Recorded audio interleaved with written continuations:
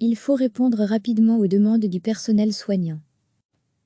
La Première ministre, Sophie Wilmès, a dit mardi son souhait qu'une concertation s'engage rapidement avec le personnel soignant. Selon elle, il faudra parler d'une revalorisation salariale et d'une amélioration des conditions de travail. Un comité ministériel restreint a évoqué mardi la situation du personnel soignant, en première ligne de la pandémie depuis la mi-mars. Samedi, alors qu'elle rendait visite à l'hôpital Saint-Pierre à Bruxelles, des soignants ont tourné le dos à la Première ministre pour exprimer leur colère. L'action a suscité un large intérêt médiatique, au-delà des frontières du Royaume. Et lundi, des préavis de grève ont été déposés pour couvrir des actions qui auraient lieu dès le 1er juin.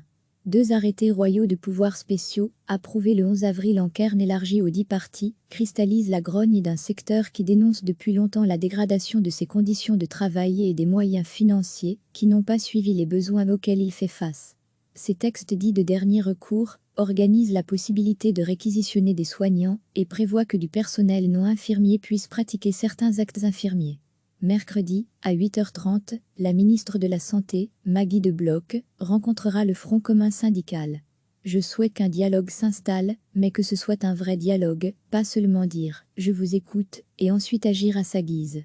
S'il y a un problème structurel, il faut accepter qu'il existe et faire en sorte de trouver des solutions appropriées, a indiqué Sophie Wilmès, interrogée lors d'une visite à Beaux-Arts. Je suis convaincue que cela passera par une revalorisation salariale. Mais il n'y a pas que ça, il faut aussi se mettre dans la peau du travailleur qui, tous les jours, doit pouvoir travailler dans des conditions adéquates. Ce qui m'a frappé dans les discussions, c'est ce sentiment de ne pas être en capacité de bien faire son travail alors que votre volonté, c'est de travailler au service des autres, c'est quelque chose qu'on ne peut pas accepter, a-t-elle ajouté.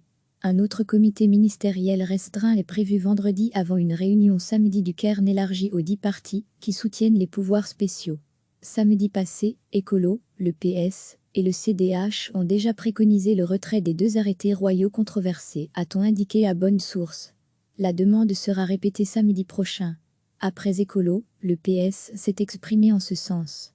Le gouvernement doit assurer une vraie concertation avec le Front commun syndical, à la fois pour revaloriser le statut des soignants, mais aussi pour retirer ces arrêtés royaux qui, vu le contexte, ont perdu leur raison d'être.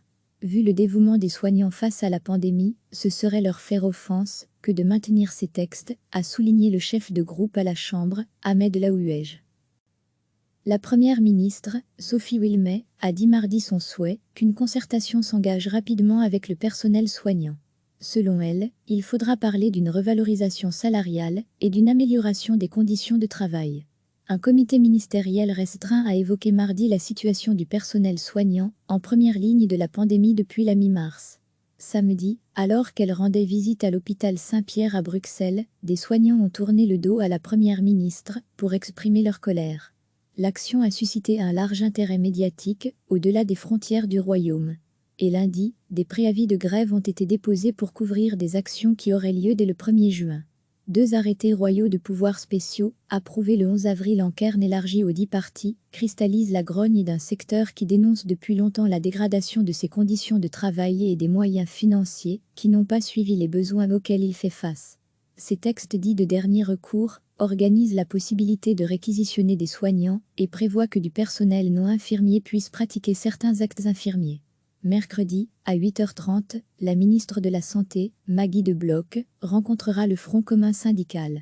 Je souhaite qu'un dialogue s'installe, mais que ce soit un vrai dialogue, pas seulement dire « je vous écoute » et ensuite agir à sa guise. S'il y a un problème structurel, il faut accepter qu'il existe et faire en sorte de trouver des solutions appropriées, a indiqué Sophie Wilmès, interrogée lors d'une visite à Beaux-Arts. Je suis convaincue que cela passera par une revalorisation salariale. Mais il n'y a pas que ça, il faut aussi se mettre dans la peau du travailleur qui, tous les jours, doit pouvoir travailler dans des conditions adéquates. Ce qui m'a frappé dans les discussions, c'est ce sentiment de ne pas être en capacité de bien faire son travail alors que votre volonté, c'est de travailler au service des autres, c'est quelque chose qu'on ne peut pas accepter, a-t-elle ajouté. Un autre comité ministériel restreint est prévu vendredi avant une réunion samedi du cairn élargi aux 10 parties qui soutiennent les pouvoirs spéciaux. Samedi passé, Écolo, le PS et le CDH ont déjà préconisé le retrait des 2 arrêtés royaux controversés, a-t-on indiqué à bonne source. La demande sera répétée samedi prochain. Après Écolo, le PS s'est exprimé en ce sens. Le gouvernement doit assurer une vraie concertation avec le Front commun syndical, à la fois pour revaloriser le statut des soignants, mais aussi pour retirer ces arrêtés royaux qui, vu le contexte, ont perdu leur raison d'être. Vu le dévouement des soignants face à la pandémie, ce serait leur faire offense que de maintenir ces textes, a souligné le chef de groupe à la Chambre, Ahmed Laouej.